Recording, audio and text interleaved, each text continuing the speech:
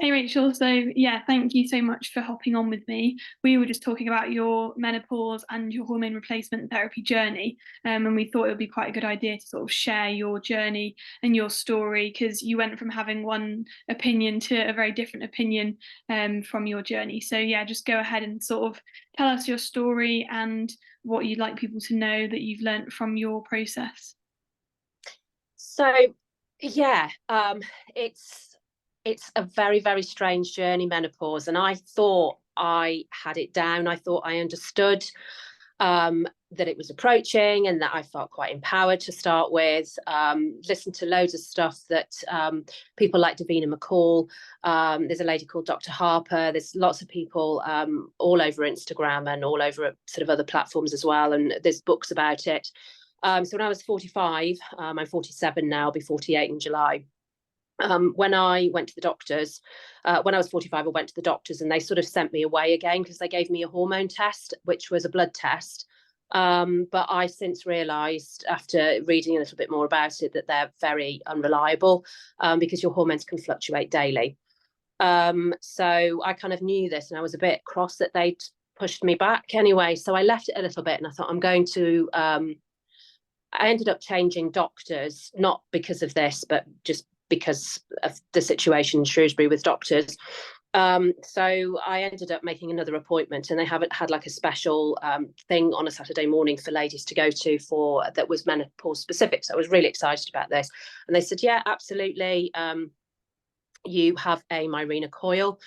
So for people who don't know what a Mirena coil is, it's a coil with a hormone in it, progesterone, and it stops you getting pregnant. It also makes your periods really light. Well, it has in my case, it did in my case, which was brilliant considering I was doing a lot of ultra running. And obviously, when you're bleeding and you're running long distances, it's kind of something that, you know, if you can avoid it, brilliant. So that was really helpful.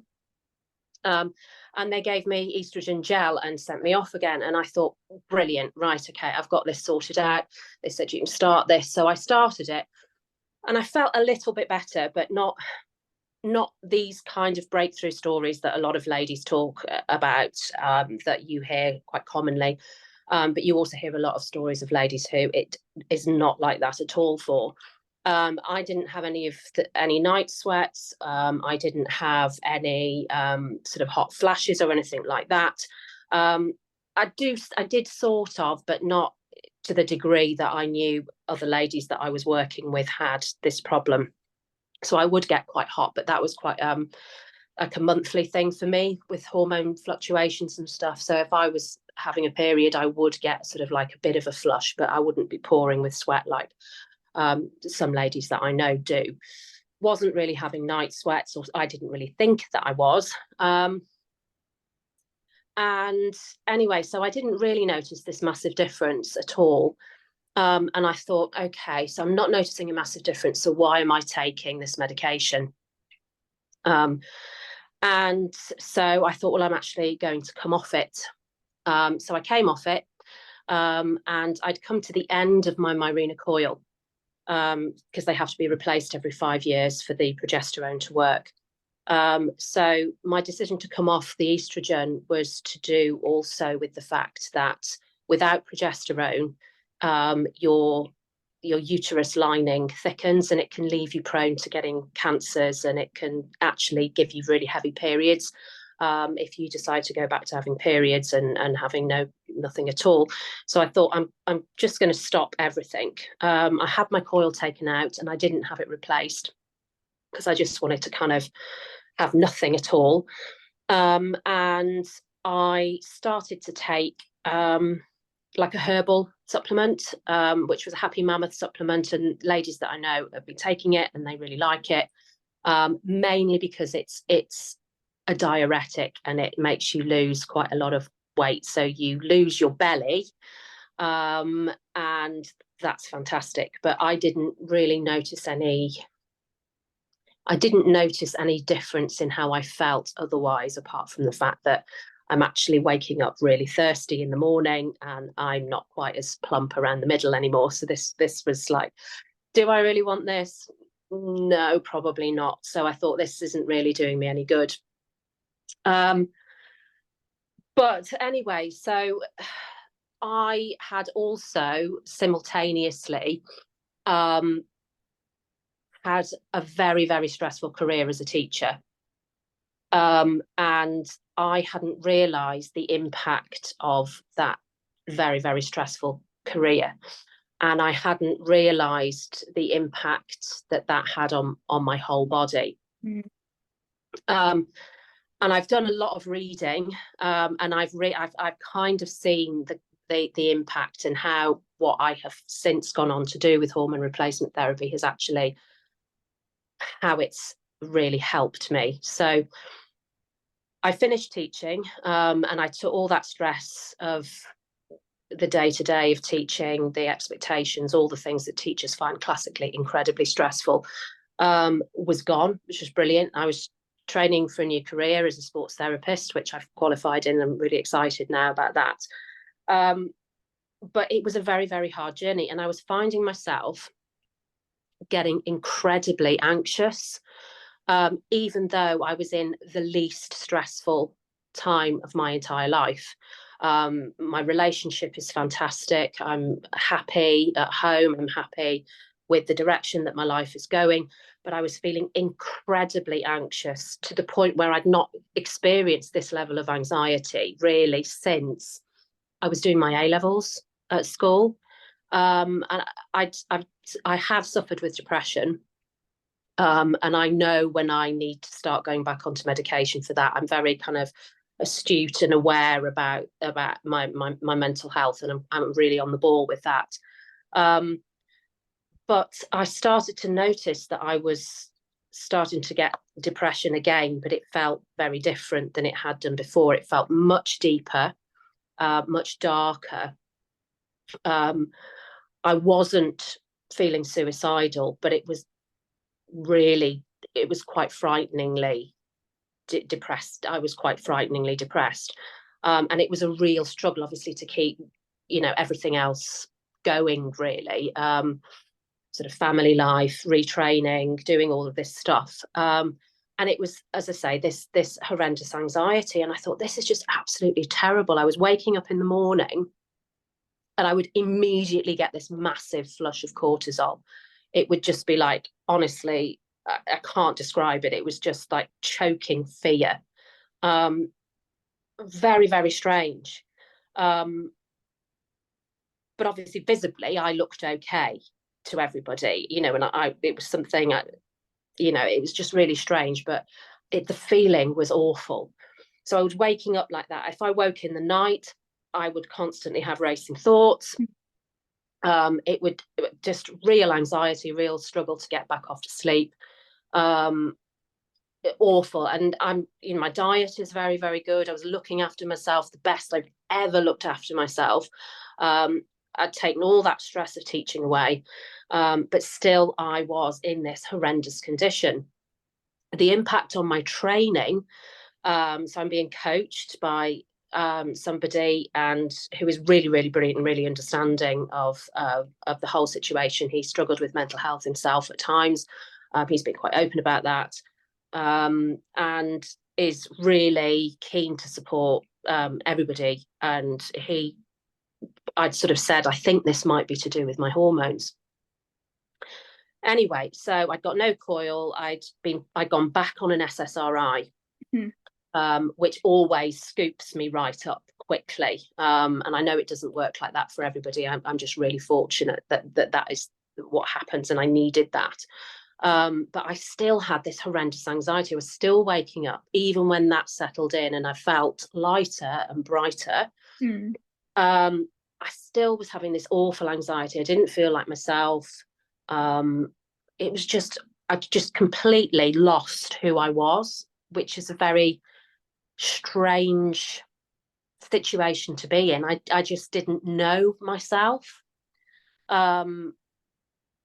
It's really difficult to describe. You just don't feel like you ever did before, and you don't know how you're going to feel like you again. It's really, and I think because I was in a period of a lot of change, that I thought I put it down to that. I thought, because I'm changing careers, I'm not, my identity was teaching, perhaps it's a loss of identity as a result of that.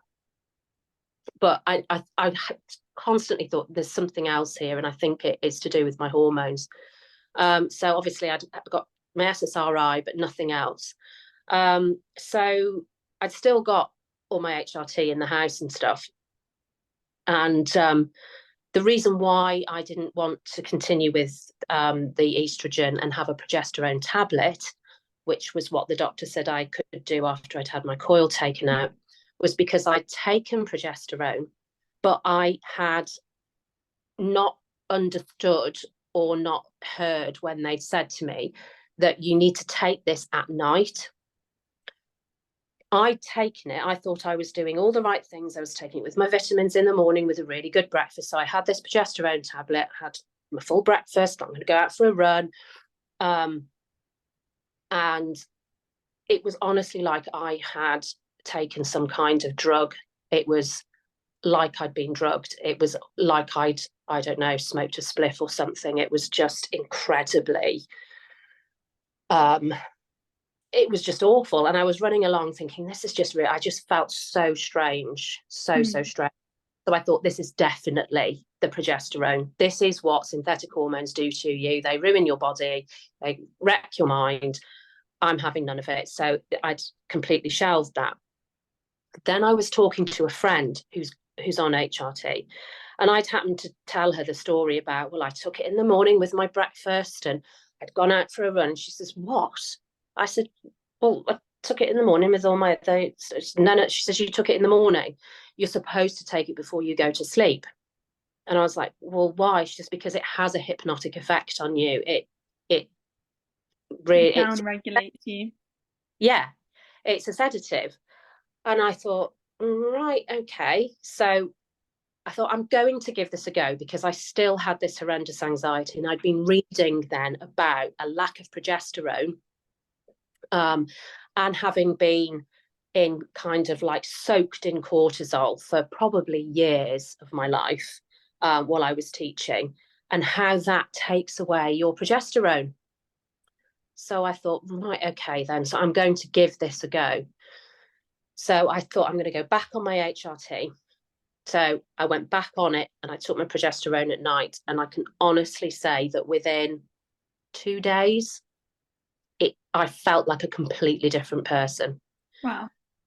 It was, yeah. And I thought I'd like to go au natural, ride the lightning of it. And I completely advocate making changes in your diet. But I think that my body had been so damaged because of the high stress environment that I was in and the poor lifestyle choices that I'd been making, that actually I probably needed, my body at least needs some help to get these things back on board really quickly. So the impact, so within a week of taking progesterone, Utrogestin at night, and having estrogel, which is like an estradiol gel, which you put on your arms. And I do that at night. Lots of people do it in the morning.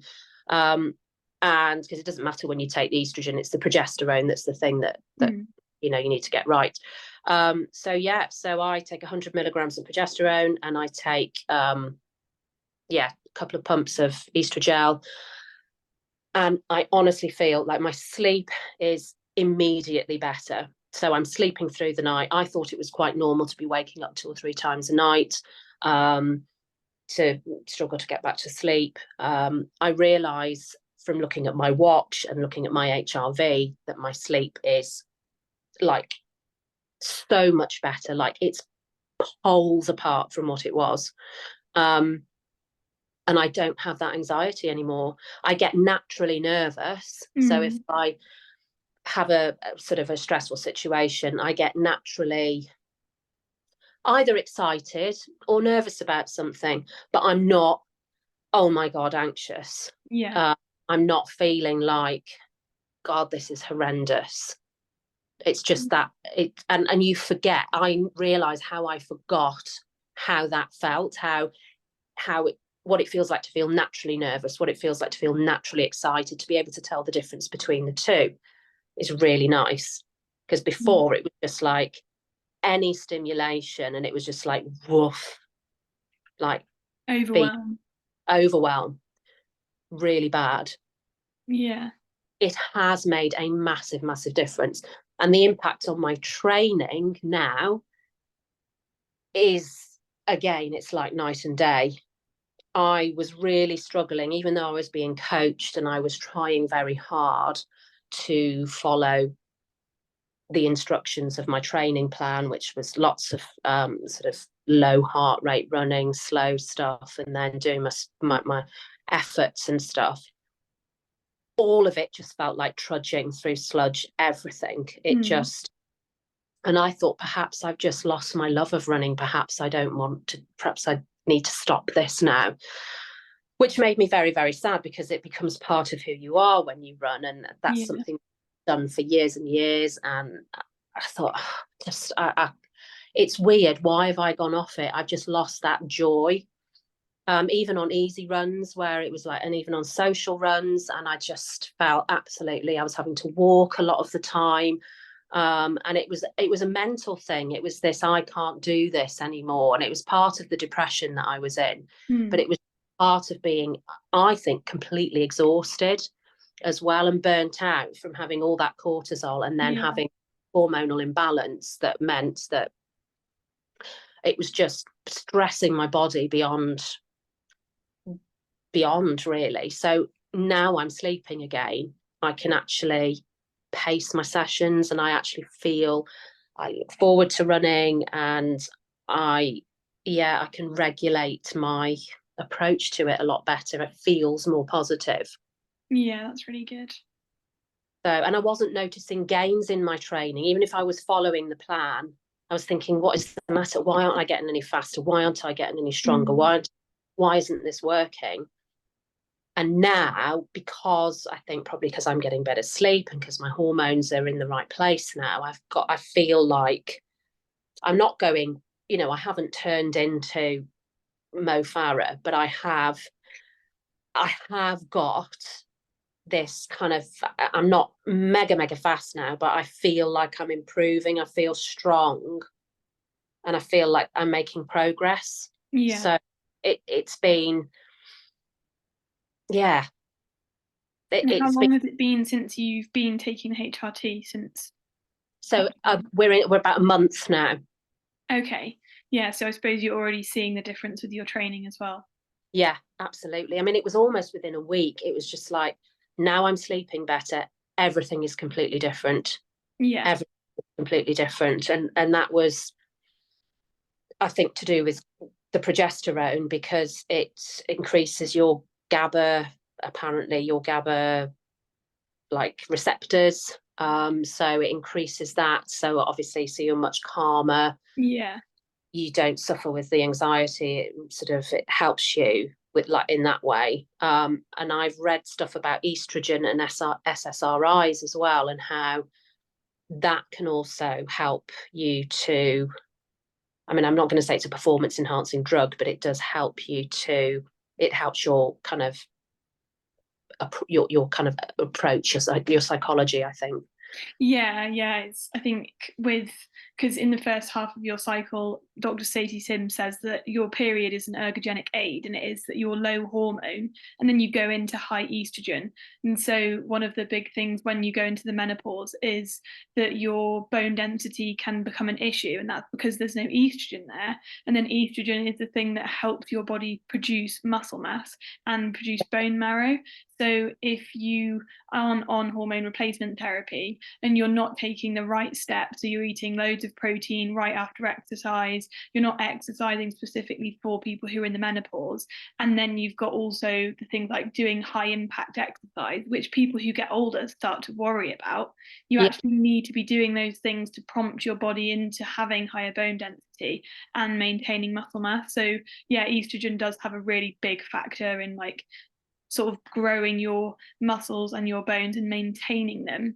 And then it's HRT is one of those things where I heard I think it was Dr. Mindy Pelt saying that people get to a certain age where they wouldn't have been alive like centuries ago, and they need to be replacing those hormones. And I have no clue what I'm going to do when I get to the age where I do start getting perimenopausal symptoms, but I know that I will have such a good set of tools in my arsenal to try herbal things, try like sleep and stuff like that. But I can see that so many people have to go through this sort of struggle. And then if in your case as well, of that, yes, hormone replacement therapy is the worst thing in the world, and then being like, oh, actually I was just doing it wrong for me. So it is so personal. Yeah, I mean, I'm also somebody who's been very suspicious of big pharma and the money making that goes on there, and the kind of the morals of that as well. And I'm also kind of really aware of, women's health not being as something that's been invested in perhaps as much as there's a gender issue there very much. So you do worry about what am I doing to my body, but I kind of justify it in the sense that I'm 47, I'm going to be 48 this summer, and I just think that if I didn't take hormone replacement therapy, it would probably take me through diet quite a long time to repair the damage. Meanwhile, I'd be feeling so shitty that actually I wouldn't want to be going out and doing the things, because I was finding running such a struggle. Sort of mentally and physically, I was finding it a real struggle. And I probably might not have done it. And I was almost in the kind of thing, well, look, I'm getting older now. I probably should be slowing down, and I probably should be maybe thinking about doing different things and, moving into a different phase of my life. And that would probably be traditionally what women would have done, and it's been quite acceptable, decades, centuries ago for that to happen, or else you'd be dead. But I just think, I'm actually willing to take the risk of the big pharma to extend my joy of life, because, am I going to live for a longer time not as happy, or am I going to take this and then maybe something happens, but actually I've enjoyed myself better. I felt like me again. Yeah. So it's, yeah. It is, I do struggle with it. I think if we lived in a matriarchy instead of a patriarchy, then it would get to a point where it was like, oh, right, okay, so you've started the perimenopause, we need to half your work and you need to get paid for the whole time that you're working, where you're having half the day off so that you can prioritize your sleep, you can prioritize lowering your cortisol. Because like I was talking to one of my clients earlier, and it is a case of they've started HRT because it's just got to a point where they love their job and it's not stressful, it's a big commitment. And if they want to continue to be fulfilling the obligations that they need to in their job, they need to take HRT. And it's this life and this society that we live in doesn't work well for women when it comes to pregnancy, when it comes to even periods, when you're starting puberty and you're trying to navigate the embarrassment of leaking at school and stuff like that. And the period education at school is absolutely minimal. And then you go all the way through to the perimenopause and the menopause, where people are really suffering and their mental health is on the absolute floor, and they just have to keep going, because if they don't keep going, they lose their job. Even if all of these steps are being taken to raise awareness, it doesn't take away the stigma, and it doesn't actually take away the issues that women face when they're trying to do a job, when they just need to have a bit of a rest for a little while. Yeah. I mean, that's the thing that I noticed, the level of tiredness that I was experiencing. And I thought, what is the matter with me? Have I got some kind of chronic fatigue? Have I got a condition here? And no, it's not. It is menopause. That is the problem. And you kind of think, have I got cancer? Have I what is the matter with me? And I know about menopause and I know all these things, but you kind of, in the anxiety and the lack of hormones, you can kind of talk yourself into or out of anything. You're so unsure. You become very, very unsure of yourself, really. You lose your confidence. Am I imagining this? Is this right? And you do start to question yourself, and then you don't have that confidence. And you do get because your brain is working all the time, working overtime, trying to navigate things. You're very, very tired all the time, and it's so easy to burn out. And of course, all the time your cortisol's going up and your progesterone's getting sort of knocked out by that. So it's a cycle. And I was finding myself doing a lot of sleeping, trying to recover, trying to recoup myself. And have been in a privileged position where I've come out of one career, and while I'm retraining for another, I've been able to do bits of work here and there. But because I've got a little sort of pot of money that I've been able to use, and lots of people don't have this privilege, but I have been able to do lots of sleeping and lots of looking after myself. And I was thinking, why is this not working? Why is this? I'm going to bed early, I'm napping in the afternoon, I'm eating a really good diet, I'm going out, I'm running, I'm happy. Why am I'm otherwise happy, but why do I feel so low? Why do I feel depressed? And why am I so anxious? And it wasn't until by accident, after having that conversation with my friend Claire while we were waiting in a coffee queue, why are you taking progesterone in the morning, you silly girl? Take it at night. Of course you're going to feel like you've taken drugs. And I thought, okay. And I was at this point so desperate to get a full night's sleep. I thought, do you know what? I've tried magnesium supplements. I've tried this. I've tried that. They work a little bit, but not massively. Soon as I took that, bang, sleep consistently. And it's just game changer. It's a game changer. It's just been like absolute magic. And I know lots of ladies don't get this, but I guess my kind of like, my message would be, just because you don't get it right to start with, it doesn't mean to say that all is lost. It might just be that you might need a different way of taking hormones, because some people have gels, some people have patches, some people are fine with a coil, some people need to take progesterone with having the coil, some people don't get along with the coil. There's so many variables, and I really hope that, because there's so much going on in the media and there's so many people talking about menopause now, that hopefully things might start to change and get better. So when ladies your age get to that point, things are hopefully going to be a lot better. It will be an easier decision to make. It's more education, definitely. Yeah. Nice. Yeah, well, thank you so much for this. This has been really good, and I think hopefully this will give a lot of people a lot of sort of food for thought if they've tried it before, or if they're really against it, or even if they're sort of really enjoying their sort of process that they're going through at the moment. It's probably good, just a bit of a wake-up call for people to know that there are always other options if they want to try stuff out. So yeah, thank you very much. Absolutely. There's lots of other options, and I think it's really important that people just explore things and don't feel, well, I can't do that, because don't get sort of caught up in hype of being anti big pharma or pro herbal stuff and anti.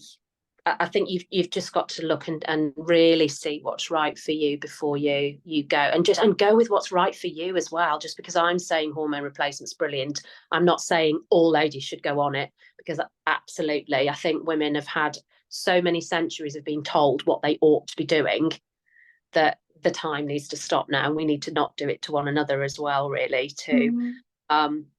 But yeah, I'm all for natural medicine as well, because I think, there's so much that we've lost through the centuries in our witching that we need to return to.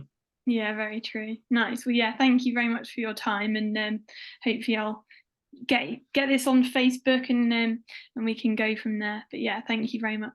You're very welcome. Nice.